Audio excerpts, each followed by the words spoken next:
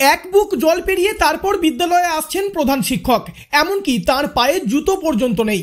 জল কাদার রাস্তায় জুতো পরা বড় দায়। জামা প্যান্ট ভিজিয়ে একেবারে যেন যাচ্ছে তাই পরিস্থিতি।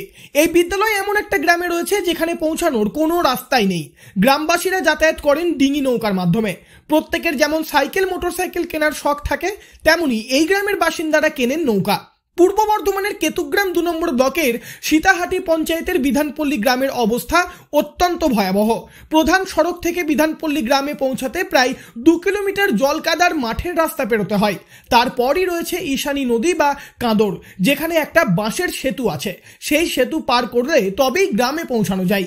কিন্তু বর্তমানে সেই বাঁশের সেতুও অনেকটাই জলের তলায়। বাধ্য হয়ে স্কুলের প্রধান শিক্ষককে এক বুক জল পেরিয়ে তারপর কোনো রকমে পৌঁছাতে হচ্ছে বিদ্যালয়ে। বিদ্যালয়ের আলমারিতে তার আলাদা জামা প্যান্টও রাখা রয়েছে। জল পেরিয়ে আসতে গিয়ে তিনি ভিজে যান এবং তারপর আবার পোশাক বদলে নেন বিদ্যালয়েই।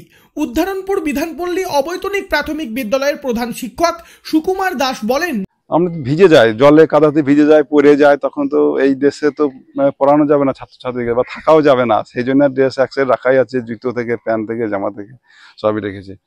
তবে আমার বিশ্বাস যে আমার প্রশাসন নিশ্চয়ই হেল্প করবে, এখন না হলেও আমাদেরকে হেল্প করবে, আমাদেরকে দেখবে বিষয়টা। একটা শিক্ষা প্রতিষ্ঠান যাতে বন্ধ হয়ে না যায় তাতে দেখুক এবং এটা সুব্যবস্থা একটা করে দিক।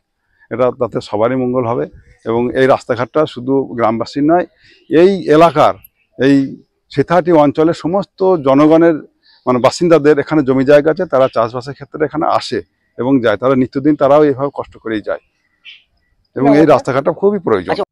গ্রামবাসীদের অভিযোগ, এই গ্রামে প্রশাসনের কোনো আধিকারিক কখনো পা রাখেননি। ভোটের সময় নেতারা ভোট চাইতে আসেন, কিন্তু যোগাযোগ ব্যবস্থার উন্নতি আজও হয়নি।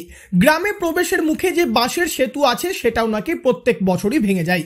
গ্রামের অধিকাংশ পরিবারের ব্যক্তিগত নৌকা রয়েছে, তারা নৌকা নিয়েই যাতায়াত করেন। যাদের নৌকা নেই তাদের অন্যের নৌকার জন্য অপেক্ষায় থাকতে হয়।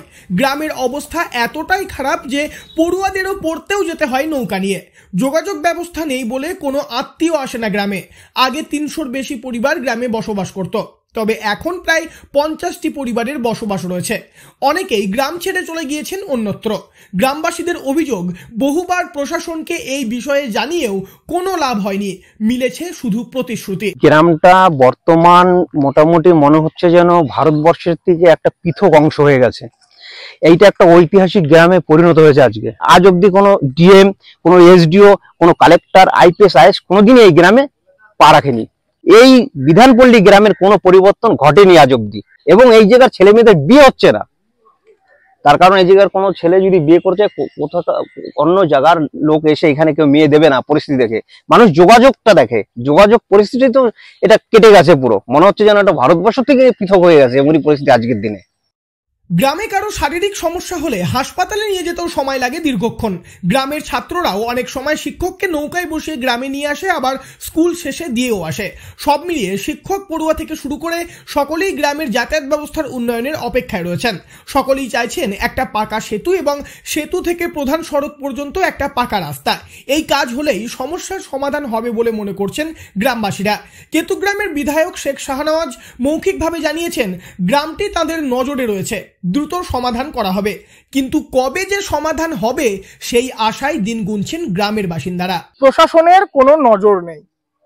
গ্রামবাসীরা আশ্বাস পেয়েছেন যে সমস্যার সমাধান হবে, কাজ হবে, কিন্তু আজও কিছুই হয়নি।